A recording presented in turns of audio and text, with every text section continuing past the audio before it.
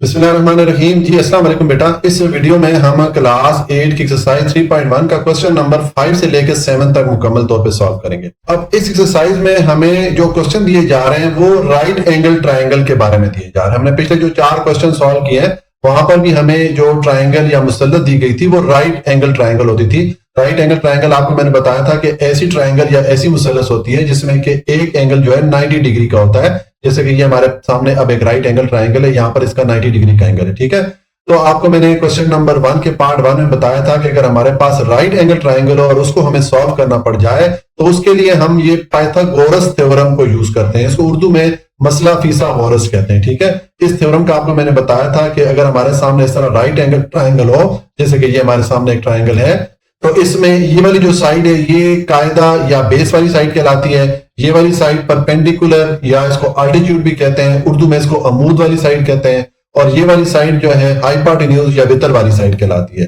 तो जो Pythagoras theorem है या मसला फीसागोरस है, इसके मुताबिक किसी भी राइट एंगल ट्रायंगल में ये जो हाइपोटेन्यूज वाली साइड है इसका अगर हम स्क्वायर लें तो ये इक्वल आता है ये जो बेस वाली साइड है इसके स्क्वायर के प्लस ये जो परपेंडिकुलर वाली साइड है इसके स्क्वायर के। ठीक है, ये पाइथागोरस थ्योरम की इक्वेशन है। ठीक है, तो हम जब भी क्वेश्चन सॉल्व कर रहे हैं तो इसको हमने इस तरह शॉर्ट फॉर्म में लिखना है। हम ये अगर ये मुख्तलिफ जो तीनों साइड है इनको अगर हम नाम देते हैं, ये बेस वाली साइड को अगर हम ए के को रख दें, परपेंडिकुलर वाली साइड को बी के को रख दें और हाइपोटेन्यूज वाली साइड को सी के को रख दें, तो हम इन हाइपोटेन्यूज, बेस और परपेंडिकुलर की जगह ये ए बी और सी ये पुट कर सकते हैं। ये इसकी सिंपल इक्वेशन बन जाती है। ठीक है, तो हम ये वाली इक्वेशन यूज करेंगे बजाय से कि बार बार ये हाइपोटेन्यूज, बेस और परपेंडिकुलर हम क्वेश्चन में लिखें, हम ये वाली इक्वेशन यूज करेंगे। तो हमें जितने भी क्वेश्चन दिए जाएंगे वो सारे क्वेश्चन हम ये जो पाइथागोरस थ्योरम है इसको यूज करके सॉल्व करेंगे। अब यहाँ पर क्वेश्चन नंबर 5 है, इसको मैं आपको उर्दू में समझा लेता हूँ, आपको ज्यादा बेहतर तरीके से समझ में आएगा। कि देखिए, अगर हमारे पास कोई भी इस तरह राइट एंगल ट्राइंगल हो, यानी कि ऐसी ट्राइंगल जिसमें कि 90 डिग्री का एंगल आ रहा और उसकी ये 3 साइडें हमारे पास हो ए बी सी, तो हमें यहाँ पर हर पार्ट में इसकी जो तीनों साइडें हैं इनकी यहाँ पर हमें लेंथ बता दी गई है। हमने इन लेंथ को कैलकुलेट करके ये बताना है कि ये जो तीनों साइड की लेंथ है ये किसी राइट एंगल ट्रायंगल की है या किसी आर्म ट्रायंगल की है। ठीक है, तो ये चीज देखने के लिए कि ये तीनों जो हमारे पास साइड की लेंथ है ये क्या राइट एंगल ट्रायंगल की है या नहीं है, हम उसी तरह पाइथागोरस थ्योरम या मसला फीसागोरस का इस्तेमाल करेंगे। क्योंकि आपको मैंने बताया कि पाइथागोरस थ्योरम क्या होता है कि ये हाइपोटेन्यूज का स्क्वायर इक्वल होता है बेस के स्क्वायर के प्लस परपेंडिकुलर के स्क्वायर के। ये हम पीछे पढ़ के आए थे। ठीक है, तो हम यहाँ पर ये हाइपोटेन्यूज या वितर की वैल्यू पुट करेंगे, यहाँ पर बेस या कायदा की वैल्यू पुट करेंगे और यहाँ पर हम परपेंडिकुलर या अमूद की वैल्यू पुट करेंगे और इस इक्वेशन को सॉल्व करेंगे। अगर हमारे पास दोनों साइड पे एक जैसी वैल्यू आ जाती है, इक्वेशन की दोनों साइडें बराबर आ जाती हैं, तो इसका मतलब है कि ये जो तीनों साइड है ये राइट एंगल ट्रायंगल की साइड है। क्योंकि हम जो पाइथागोरस थ्योरम है ये राइट एंगल ट्रायंगल के लिए, क्योंकि पाइथागोरस थ्योरम की जो इक्वेशन है ये राइट एंगल ट्रायंगल के लिए हमें बताती है कि इसमें जो हाइपोटेन्यूज का स्क्वायर है ये बराबर होता है बेस के स्क्वायर प्लस परपेंडिकुलर के स्क्वायर के। ठीक है, ये चीज मैंने क्वेश्चन नंबर 1 के पार्ट 1 में डिटेल से एक्सप्लेन की हुई है। तो अब यहाँ पर हमें वैल्यूज पुट करनी है। तो देखिए, हमें जो हाइपोटेन्यूज वाली वैल्यू है वो कौन सी पुट करनी है, जो यहाँ पर आपको 3 वैल्यू दी जाएंगी, जो सबसे बड़ी वैल्यू होगी उसको आपने ये हाइपोटेन्यूज या सी की जगह पुट करना है। क्योंकि देखिए, आपके पास जो भी सर राइट एंगल ट्रायंगल है तो उसमें ये जो हाइपोटेन्यूज वाली साइड होती है इसकी लेंथ हमेशा ये जो बाकी 2 साइडें होती हैं इनकी लेंथ से बड़ी होती है। तो उसका मतलब है जो सबसे बड़ी वाली लेंथ होगी वो हाइपोटेन्यूज की होगी, बाकी जो 2 साइडें हैं एक बेस वाली साइड हो जाएगी, एक परपेंडिकुलर वाली साइड हो जाएगी। आप इनमें से कोई सी भी बेस वाली साइड रख लें, कोई भी परपेंडिकुलर वाली साइड रख लें, उससे कोई फर्क नहीं पड़ता। ठीक है, तो अब यहाँ पर हम वैल्यूज पुट करेंगे। तो यहाँ पर जो सबसे बड़ी वैल्यू सी है तो इसको मैं हाइपोटेन्यूज के इक्वल रख लेता हूं, यानी कि इस सी की जगह पुट कर लूंगा और ये ए को हम बेस की जगह पुट कर लेते हैं और बी को हम जो है तो परपेंडिकुलर की जगह पुट कर लेते हैं। ठीक है, ये हमने इनकी वैल्यूज पुट कर ली। अब आप स्क्वायर लेंगे, 7 का स्क्वायर लेंगे 49 हो जाएगा, 6 का स्क्वायर लें 36 हो जाता है, 5 का स्क्वायर लें 25 हो जाता है। अब ये 36 और 25 को ऐड करें तो इक्वेशन की इस साइड पे आपके पास 61 आ रहा है और इक्वेशन की इस साइड पे आपके पास 49 आ रहा है। इक्वेशन की दोनों साइडें बराबर नहीं आ रही, लेकिन पाइथागोरस थ्योरम के मुताबिक अगर राइट एंगल ट्रायंगल हो तो फिर इक्वेशन की दोनों साइडें बराबर आनी चाहिए। यहाँ पर नहीं आई तो इसका मतलब है ये जो तीनों साइड की लेंथ है ये इस तरह राइट एंगल ट्रायंगल को नहीं बना रही, कोई और ट्रायंगल है। ठीक है, ऐसी ट्रायंगल है जिसमें 90 का एंगल नहीं है। ठीक है, तो बस यहाँ पर आप छोटा सा लिख लेंगे, so A B C are not the side of a right angle triangle. ये जो साइड ए बी सी है ये राइट एंगल ट्रायंगल को नहीं बना रही। ठीक है, उसके बाद आ जाए जी पार्ट 2 है। यहाँ पर अब इसने हमें ए बी और सी की ये वैल्यू दे दी है। तो अब अगेन हम ये पाइथागोरस या मसला फिसागोरस थ्योरम को यूज करेंगे और यहाँ पर हम फाइंड करेंगे कि क्या ये हाइपोटेन्यूज का स्क्वायर इक्वल आता है बेस प्लस परपेंडिकुलर के स्क्वायर के। ठीक है, तो अब यहाँ पर हमने वैल्यूज पुट करनी है। तो इसमें देखें ये जो c का वैल्यू आ रही है √145, इसको अगर आप सॉल्व करेंगे तो ये कोई 13 पॉइंट कुछ वैल्यूज की बनती है, यानी कि ये वैल्यू इन दोनों वैल्यू से बड़ी है, a और b दोनों से बड़ी है। तो इसको हम हाइपोटेन्यूज के इक्वल रख लेंगे, बाकी ये एक को बेस के इक्वल रख लेंगे और एक को हम परपेंडिकुलर के इक्वल रख लेंगे। ठीक है, तो इस c की जगह आप ये वाली वैल्यू पुट कर लेंगे 145। ठीक है, ये मैंने 145 पुट कर लिया, a की जगह मैंने 8 पुट कर लिया, b की जगह मैंने 9 पुट कर लिया। अब देखें ये जो स्क्वायर रूट आ रहा है, ये स्क्वायर रूट और ये जो ऊपर स्क्वायर आ रहा है, ये आपस में एक दूसरे को कैंसिल कर लेंगे, क्योंकि आपको मैंने पीछे मुख्तलिफ क्वेश्चन में बताया हुआ है कि ये जो स्क्वायर रूट होता है इसकी वैल्यू 1/2 के इक्वल होती है। तो 1/2 इस वाले 2 से आपस में मल्टीप्लाई करके दोनों कैंसिल हो जाएंगे, तो 145 स्क्वायर रूट या अंडर रूट के बाहर आ जाएगा। और यहाँ पर 8 का स्क्वायर लेंगे तो 64 हो जाएगा, 9 का स्क्वायर लेंगे तो 81 हो जाएगा। 64 और 81 को जमा करें तो ये भी 145 हो जाता है। इसका मतलब ये हो गया कि इस इक्वेशन की दोनों साइडें हमारे पास बराबर हो गई, या दूसरे अल्फाज में ये कह सकते हैं कि जो हाइपोटेन्यूज का स्क्वायर है ये इक्वल आ गया बेस और परपेंडिकुलर के स्क्वायर को आपस में जमा करें तो इसके इक्वल हमारे पास आ जाता है, यानी कि दोनों साइडें बराबर आ गई।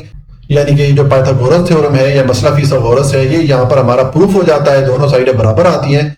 तो फिर हम कहेंगे कि जो तीनों साइड की लेंथ है ये राइट एंगल ट्राइंगल को बनाती है या राइट एंगल ट्राइंगल को फॉर्म करती है। तो बस आप यहाँ पर अपना आंसर लिख लेंगे, so A B and C are the side of a right angle triangle. ठीक है, बस यहाँ पर आप ये लिख लेंगे।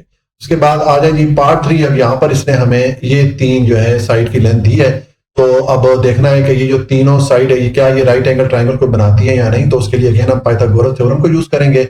ये मैंने पाइथागोरस थ्योरम लिखा। अब इसमें हमने हाइपोटेन्यूज की वैल्यू कौन सी लिखनी है, आपको मैंने बताया था जो सबसे बड़ी वैल्यू होती है उसको हम हाइपोटेन्यूज के इक्वल रखते हैं। तो ये 13 को हम ये c की जगह पुट कर लेंगे, ये हमारा हाइपोटेन्यूज की वैल्यू होगी। और ये एक जो है आप बेस के इक्वल ये वाली वैल्यू पुट कर लें, दूसरी जो है परपेंडिकुलर के इक्वल पुट कर लें।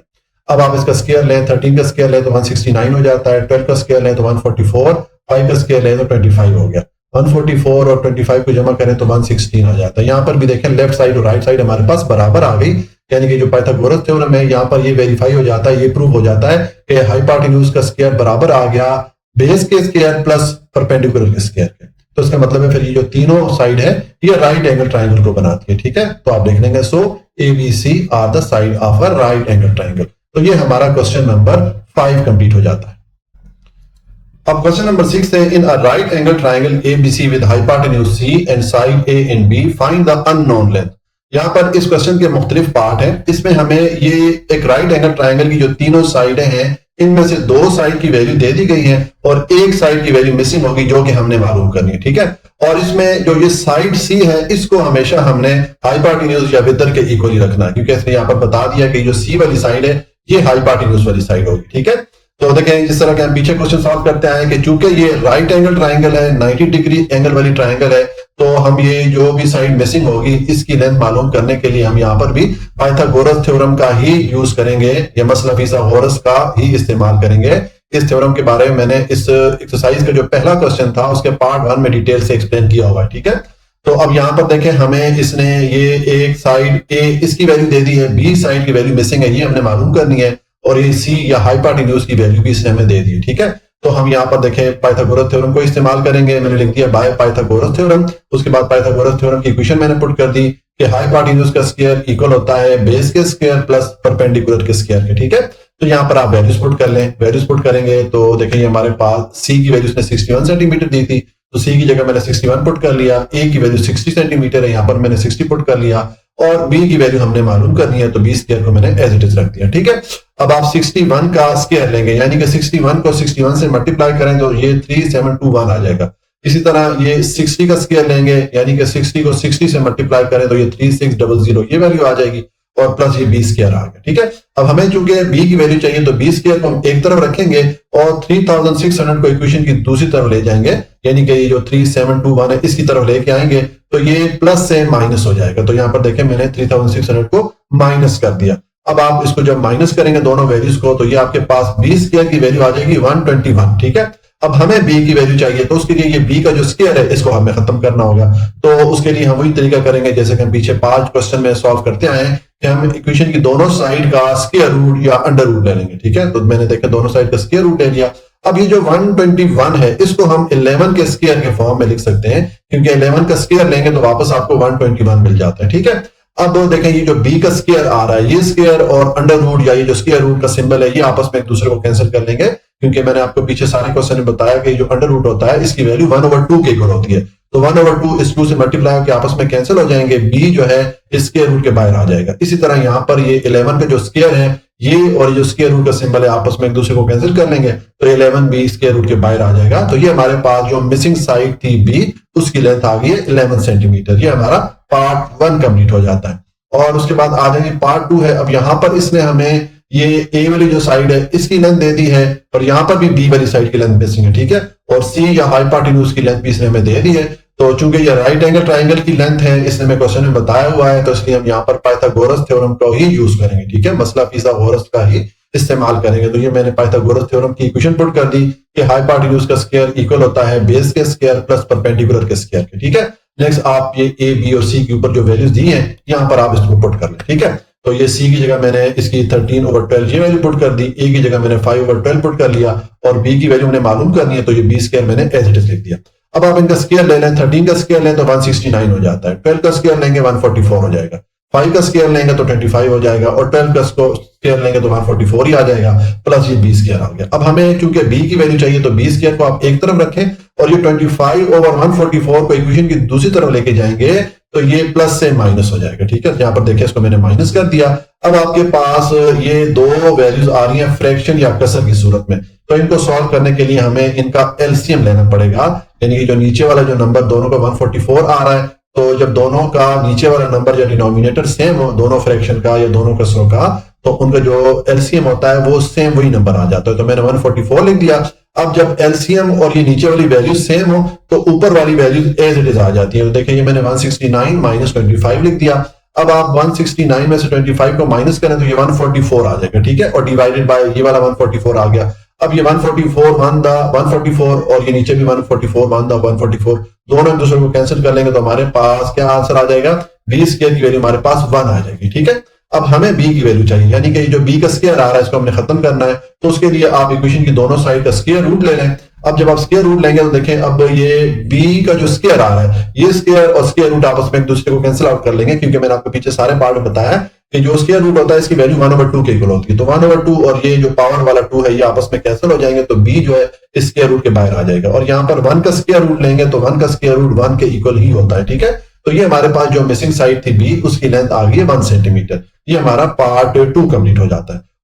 और नेक्स्ट पार्ट 3 है, इसमें हमें इसने a और b यानी कि बेस और परपेंडिकुलर वाली साइड की वैल्यू दी है। यहाँ पर अब हमें c की वैल्यू मालूम करनी है, यानी कि हाइपोटेन्यूज वाली जो साइड है इसकी वैल्यू हमने मालूम करनी है। तो हम सेम पाइथागोरस थ्योरम का यूज करेंगे, क्योंकि हमें क्वेश्चन में इसने बताया कि ये राइट एंगल ट्राइंगल की तीनों साइडें हैं। ठीक है, तो ये मैंने पाइथागोरस थ्योरम या मसला फिसागोरस के लिए जो इक्वेशन होती है ये मैंने यहाँ पर पुट कर दी कि हाइपोटेन्यूज का स्क्वायर इक्वल होता है बेस के स्क्वायर प्लस परपेंडिकुलर के स्क्वायर के। ठीक है, यहाँ पर अब आप ये a b और c की वैल्यूज यहाँ पर पुट कर लें इस इक्वेशन में। तो देखें a की वैल्यू हमारे पास ये 4/5 है, यहाँ पर मैंने ये वैल्यू पुट कर ली। b की वैल्यू हमारे पास 10 मीटर है, यहाँ पर मैंने 10 पुट कर ली। ठीक है, और c की वैल्यू मैंने मालूम करनी है तो c स्क्वायर मैंने एज इट इज लिख दिया। अब आप इसका स्क्वायर लेंगे तो देखिए 4 का स्क्वायर लेंगे ये तो 16 हो जाएगा, और 5/5 का स्क्वायर लेंगे तो ये जो 5 का अंडर रूट आ रहा है ये अंडर रूट और ये जो हमारे पास पावर आ रही है स्क्वायर आ रहा है ये आपस में एक दूसरे को कैंसिल आउट कर लेंगे, क्योंकि मैंने आपको बताया कि जो अंडर रूट होता है उसकी वैल्यू 1/2 के इक्वल होती है। तो 1/2 इस 2 से मल्टीप्लाई के आपस में कैंसिल हो जाएंगे,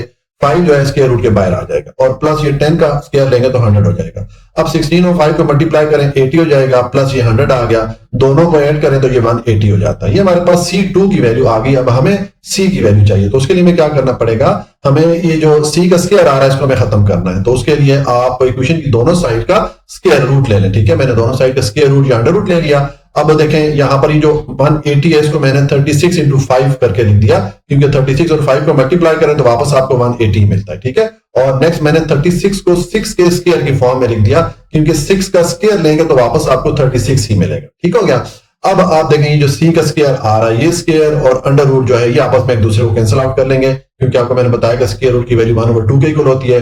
तो 1/2 से मल्टीप्लाई होकर कैंसिल हो जाएंगे, तो सी स्क्वायर रूट के बाहर आ जाएगा। इसी तरह ये 6 का स्क्वायर और जो ऊपर इसका अंडर रूट का सिंबल आ रहा है, ये आपस में एक दूसरे को कैंसिल कर लेंगे, तो 6 भी हम स्क्वायर रूट के बाहर कर लेंगे और अंडर रूट के नीचे ये 5 रह जाएगा। ठीक है, तो ये हमारे पास सी या जो हाइपोटेन्यूज वाली साइड है उसकी लेंथ आ गई है 6√5 मीटर। ठीक है, ये हमारा पार्ट 3 कंप्लीट हो जाता है। और उसके बाद आ जाएंगे पार्ट 4 में। इसने हमें ये ए वाली साइड और बी वाली साइड इनकी लेंथ दे दी है। यहां पर भी हमने सी या हाइपोटेन्यूज वाली साइड की लेंथ मालूम करनी है। ठीक है, तो सेम हम पाइथागोरस थ्योरम को यहाँ पर यूज करेंगे। ये मैंने पाइथागोरस थ्योरम की इक्वेशन लिखी, यहाँ पर अब आप ए बी और सी की जो वैल्यूज आपको दी गई हैं ये आप यहाँ पर पुट कर लें। ठीक है, तो सी की वैल्यू तो हमने मालूम करनी, तो सी स्क्वायर तो मैंने एज इट इज लिख दिया। ए की वैल्यू हमारे पास ये दी गई है 5/7, तो यहाँ पर मैंने इसको पुट कर दिया।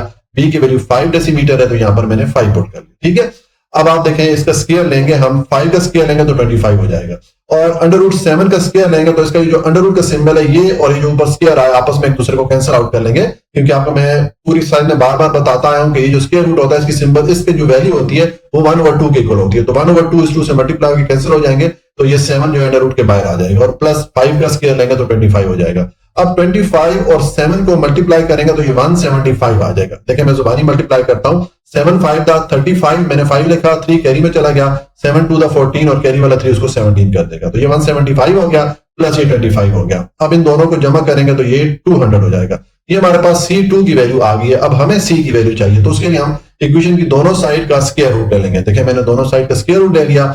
अब आप ये जो 200 है इसको 100 into 2 करके लिख सकते हैं, क्योंकि इन दोनों को आप मल्टीप्लाई करेंगे तो वापस आपको 200 ही मिलता है। नेक्स्ट आप 100 को 10 के स्क्वायर की फॉर्म में लिख सकते हैं, क्योंकि 10 का अगर आप स्क्वायर लेंगे तो वापस आपको 100 ही मिलता है। ठीक है, अब आप ये जो C का स्क्वायर आ रहा है, ये स्क्वायर और ये अंडर रूट आपस में एक दूसरे को कैंसिल कर लेंगे, तो C जो है इस अंडर रूट के बाहर आ जाएगा। इसी तरह ये 10 का जो स्क्वायर आ रहा है या स्क्वायर रूट का सिंबल आ रहा है, ये आपस में एक दूसरे को कैंसिल आउट कर लेंगे, तो 10 भी स्क्वायर रूट के बाहर आ जाएगा और स्क्वायर रूट के अंदर पीछे हमारे पास ये 2 रह जाएगा। ठीक है, साथ में ये मैंने डेसीमीटर जो यूनिट हमें दिया गया था वो मैंने लिख दिया, तो ये हमारे पास C की वैल्यू आ गई जो हमने मालूम करनी थी। ठीक हो गया, और ये हमारा पार्ट 4 कंप्लीट हो जाता है। उसके बाद आ जाए पार्ट 5 है। इसमें हमें यहाँ पर जो A वाली साइड है इसकी लेंथ मालूम करनी है, B और C की इसने हमें वैल्यू दे दी। ठीक है, तो चूंकि हमें क्वेश्चन बताया गया कि ये राइट एंगल ट्राइंगल की साइड है, तो हम ये पाइथागोरस थ्योरम को ही यूज करेंगे इनको सॉल्व करने के लिए। ठीक है, तो ये मैंने पाइथागोरस थ्योरम या मसला फिथागोरस के लिए जो हमारी इक्वेशन होती है वो मैंने पुट कर ली।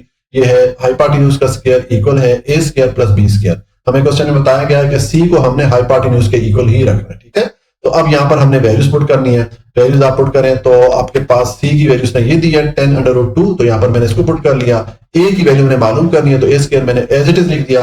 B की वैल्यूज ने 5√3 दी है, ये मैंने पुट कर। ठीक है, अब आप इसका स्क्वायर लें, 10 का स्क्वायर लें ये तो 100 हो जाएगा, और 2 का √2 का स्क्वायर लेंगे तो ये जो अंडर रूट का सिंबल है ये और जो स्क्वायर आ रहा है 2, ये आपस में एक दूसरे को कैंसिल आउट कर लेंगे, क्योंकि आपको मैंने बताया कि जो स्क्वायर रूट होता है इसकी वैल्यू 1/2 के इक्वल होती है, तो 1/2 इस 2 से मल्टीप्लाई में कैंसिल हो जाएंगे, तो ये 2 स्क्वायर रूट के बाहर आ जाएगा। उसके बाद मैंने ये A2 लिखा, और यहाँ पर 5 का स्क्वायर लेंगे 25 हो जाएगा, और ये √3 और इसका जब स्क्वायर लेंगे तो ये अंडर रूट या स्क्वायर रूट का सिंबल और ये जो स्क्वायर आ रहा है 2, ये आपस में एक दूसरे को कैंसिल कर लेंगे, तो 3 स्क्वायर रूट के बाहर आ जाएगा। अब आप 100 और 2 को मल्टीप्लाई करेंगे 200 हो जाएगा, प्लस ये वाला A2 लिख दिया मैंने। ठीक है, और 25 और 3 को मल्टीप्लाई करें तो ये 75 हो जाता है।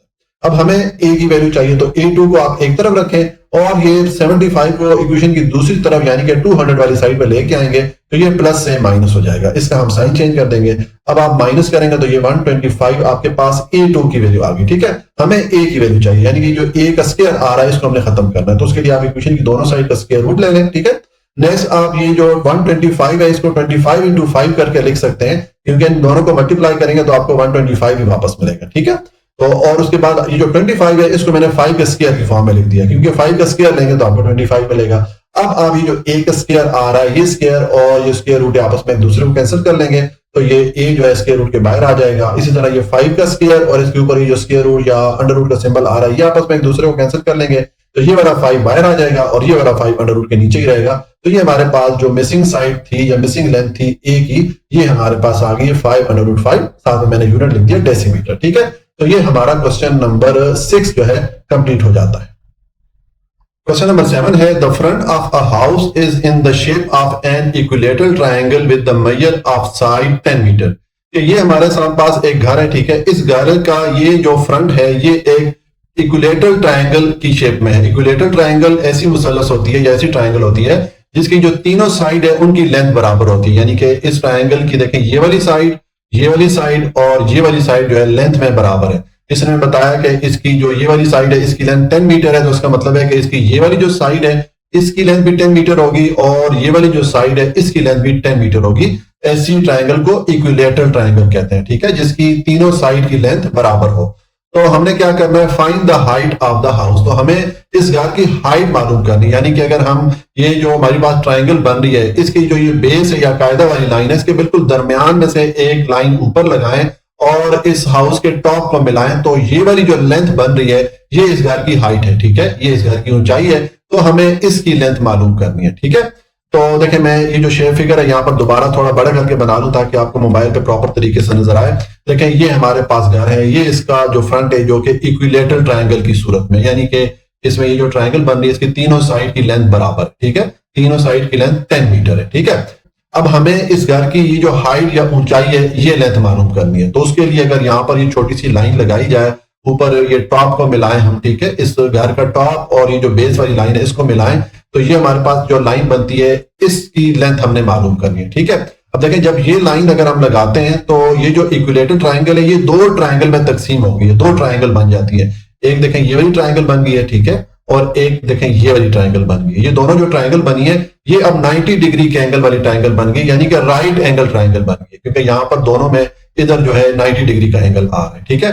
तो हम इन दोनों ट्रायंगल में से किसी भी ट्रायंगल को यूज करके इस घर की हाइट मालूम कर सकते हैं, यानी कि ये वाली जो साइड है इसकी लेंथ मालूम कर सकते हैं। तो मैं ये वाली जो ट्रायंगल इस तरफ बन रही है इसकी मैं हाइट मालूम करता हूं।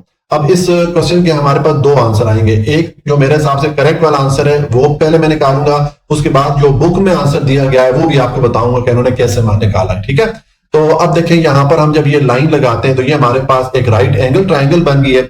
इसमें इस ट्रायंगल की ये जो हाइट है ये तो हमने मालूम करनी है, ठीक है। अब ये जो हमारे पास राइट एंगल ट्रायंगल है इसके पहले जो तीनों साइड है इनको हम नाम दे देते हैं, ठीक है।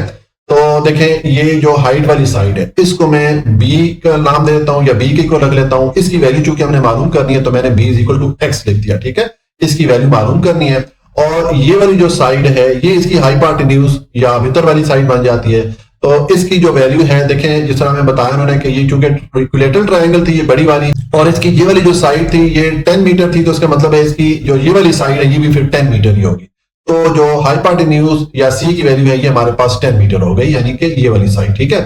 और ये जो इसकी बेस वाली साइड है ये यहाँ पर ये दरमियान से लेके इस कोने तक इसकी लेंथ हमारे पास किस तरह आएगी, देखिए ये टोटल लेंथ हमारे पास 10 मीटर है और ये इसके बिल्कुल हाफ में या दरमियान में आ रहा है, ठीक है। तो इसका मतलब है कि इस पॉइंट से लेके इस कोने तक फिर इस साइड की जो लेंथ होगी ये 5 मीटर होगी, ठीक है।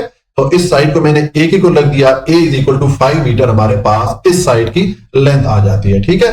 तो अब ये जो इन्फॉर्मेशन यहाँ पर हमने लिखी है ये हम यहाँ पर लिख लेते हैं। मैंने लिख दिया let X is the height of house. हम फर्ज करते हैं कि ये जो हाइट है ये इसको हम एक्स के को लग लेते हैं, ठीक है। और उसके बाद चूंकि अब ये देखिए हमारे पास राइट एंगल ट्रायंगल बन गई है, 90 डिग्री की ट्रायंगल है, तो हम पाइथागोरस थ्योरम या मसला फिसागोरस को यहाँ पर यूज कर सकते हैं, ठीक है। ये मैंने पाइथागोरस थ्योरम की इक्वेशन पुट कर दी कि हाइपोटेन्यूज का स्क्वायर इक्वल होता है बेस के स्क्वायर प्लस परपेंडिकुलर के स्क्वायर के। अब यहाँ पर ए बी और सी की वैल्यूज चाहिए तो ये वैल्यूज यहाँ से आप लिख लें। देखिए ए हमारे पास 5 मीटर है ये मैंने लिख दिया, B is equal to X है इसकी वैल्यू हमने मालूम करनी है, और सी की वैल्यू हमारे पास 10 मीटर है तो यहाँ पर मैंने 10 पुट कर लिया। अब ये तीनों वैल्यूज आप इधर इस इक्वेशन में ऊपर पुट करेंगे तो देखिए जब हम पुट करेंगे तो हमारे पास ये इक्वेशन इस तरह बन जाएगी, ठीक है। सी की जगह मैंने 10 पुट कर लिया, ए की जगह मैंने 5 पुट कर लिया और बी की जगह मैंने एक्स पुट कर लिया। 10 का स्क्वायर लें 100 हो जाएगा, 5 का स्क्वायर लें 25 हो जाएगा, x का स्क्वायर लेंगे तो x2 हो जाएगा, ठीक है। अब हमें चूंकि x की वैल्यू चाहिए तो इस x2 को एक तरफ रखेंगे और ये 25 को दूसरी तरफ लेके जाएंगे, यानी कि 100 वाली साइड पे लेके जाएंगे तो ये प्लस से माइनस हो जाएगा, ठीक है। मैंने इसका साइन चेंज कर दिया। अब 100 में से 25 को माइनस करें तो ये 75 हो जाएगा। तो ये हमारे पास x2 की वैल्यू आ गई 75। हमें x की वैल्यू चाहिए तो उसके लिए हमें ये जो x का स्क्वायर है इसको हमें खत्म करना है, ठीक है। तो उसके लिए हम क्या करेंगे, हम ये इक्वेशन की दोनों साइड का स्क्वायर रूट ले लेंगे, ठीक है। तो देखें दोनों साइड का मैंने यहाँ पर स्क्वायर रूट ले लिया। अब ये जो 75 है इसको हम 25 इंटू 3 इस तरह लिख सकते हैं, क्योंकि 25 और 3 को मल्टीप्लाई करें तो वापस आपको 75 ही मिलता है, ठीक है। नेक्स्ट आप ये जो 25 है इसको आप 5 के स्क्वायर के फॉर्म में लिख सकते हैं, क्योंकि 5 का स्क्वायर लेंगे तो वापस 25 आपको मिलता है। ठीक हो गया। अब आप ये जो x का स्क्वायर आ रहा है, ये स्क्वायर और ये जो स्क्वायर रूट का सिंबल आ रहा है, ये आपस में एक दूसरे को कैंसिल कर लेंगे, क्योंकि स्क्वायर रूट या अंडर रूट की वैल्यू 1/2 होती है, तो 1/2 इस 2 से मल्टीप्लाई होकर कैंसिल हो जाएंगे। ये x इस स्क्वायर रूट के बाहर आ जाएगा और यहाँ पर ये 5 का जो स्क्वायर है, ये स्क्वायर और ये जो अंडर रूट या स्क्वायर रूट का सिंबल आ रहा है, ये आपस में एक दूसरे को कैंसिल कर लेंगे, तो 5 भी स्क्वायर रूट के बाहर आ जाएगा, पीछे ये 3 जो है स्क्वायर रूट के अंदर रह जाएगा। तो ये हमारे पास ये जो हाइट वाली साइड थी इस घर की, यानी जिसको हमने b के इक्वल रखा था या जिसको हमने x के इक्वल रखा था, इसकी लेंथ आ गई है कितनी, 5√3 मीटर। ठीक है, ये हमने इसकी लेंथ मालूम कर ली है। एक तो हमारे पास ये आंसर आ जाता है और ये मेरे हिसाब से करेक्ट आंसर है, लेकिन बुक में जो उन्होंने आंसर निकाला है उसमें उन्होंने ये किया है, देखिए आपको मैंने बताया था यहाँ पर कि ये जो सी वाली साइड है या ये जो हाइपोटेन्यूज वाली साइड है, इसकी लेंथ 10 मीटर होगी, क्योंकि उन्होंने क्वेश्चन में बता दिया था कि ये एक इक्विलेटरल ट्रायंगल है। ठीक है, इक्विलेटरल ट्रायंगल का आपको मैंने बताया कि इसकी तीनों साइड की लेंथ बराबर है। तो जब इस ट्रायंगल की उन्होंने बता दिया कि बेस की लेंथ 10 मीटर है, तो इसका मतलब है इसकी बाकी दो साइडों की लेंथ भी 10 मीटर ही होगी, इसलिए हमने इस सी को 10 मीटर के इक्वल रख दिया था। लेकिन अब उन्होंने जो बुक में आंसर निकाला है उसमें उन्होंने इस सी को 10 मीटर के इक्वल नहीं रखा, बल्कि सी को a के इक्वल रखा है। ठीक है, तो अगर हम सी को a के इक्वल रख के इसको सॉल्व करेंगे तो हमारे पास फिर जो आंसर आएगा, फिर जो हमारा बुक में के लास्ट में आंसर है उसके साथ मैच करेगा। ठीक है, तो देखिए मैंने सी की जगह a पुट कर लिया, यहाँ ऊपर मैंने सी की जगह 10 पुट किया था। ठीक है, ये फर्क है इसमें। तो यहाँ पर सी की जगह अगर आप a पुट करेंगे, बाकी वैल्यूज आप उसी तरह पुट कर लेंगे यहाँ पर जैसा मैंने पुट किया 5 और x को। ठीक है, अब इसको आप सॉल्व करेंगे तो a का स्क्वायर लेंगे तो a2 हो जाएगा, 5 का स्क्वायर लेंगे 25 हो जाएगा, x का स्क्वायर लेंगे x2 हो जाएगा। ठीक है, हमें चूंकि x की वैल्यू चाहिए तो x2 को मैंने इधर ही रखा, 25 को दूसरी तरफ ले गया हूं यानी कि a2 वाली साइड पे, तो इसको मैंने प्लस से माइनस कर दिया। अब हमारे पास ये वैल्यू आ रही है, तो अब हमें ये x का स्क्वायर खत्म करना है। उसके लिए इक्वेशन की दोनों साइड का आप क्या करें, स्क्वायर रूट ले लें। तो देखिए मैंने इक्वेशन की दोनों साइड का स्क्वायर रूट ले लिया। अब नेक्स्ट उन्होंने ये किया है कि इसको उन्होंने एज इट इज छोड़ दिया है, इसको मजीद सॉल्व नहीं किया, हालांकि ये मजीद सॉल्व हो सकता है, लेकिन इसको बुक के लास्ट में जो आंसर दिया गया उसमें सॉल्व नहीं किया, एज इट इज इसको उन्होंने छोड़ दिया। और यहाँ पर ये जो x का स्क्वायर आ रहा है, ये स्क्वायर और ये जो अंडर रूट या स्क्वायर रूट आ रहा है, ये आपस में दूसरे को कैंसिल कर लेंगे, तो x जो है इस स्क्वायर रूट के बाहर आ जाएगा। तो ये उन्होंने वहां पर आंसर दिया। इसके साथ हम ये यूनिट मीटर लिख लेते हैं, तो ये मैंने इसके साथ यूनिट भी लिख दिया मीटर। ये हमारा बुक में जो आंसर आ रहा है उससे ये वाला आंसर मैच कर रहा है। ये उस केस में आएगा जब आप c को a के इक्वल रखेंगे, लेकिन मेरे हिसाब से c जो है वो 10 के इक्वल होना चाहिए, क्योंकि हमें इन्होंने क्वेश्चन में बता दिया था कि ये जो ट्रायंगल बन रही है इस घर के फ्रंट की, ये इक्विलेटरल ट्रायंगल है और इक्विलेटरल ट्रायंगल की तीनों साइड की लेंथ बराबर होती है।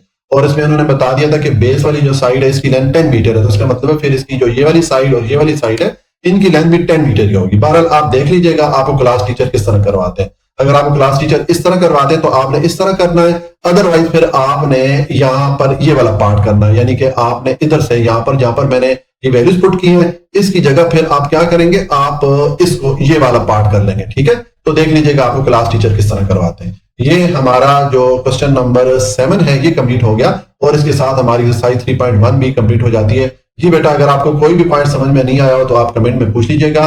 वीडियो को लाइक, सब्सक्राइब और शेयर जरूर कर लीजिएगा। हमेशा खुश रहें, मुस्कुराते रहें। अल्लाह की अमान में।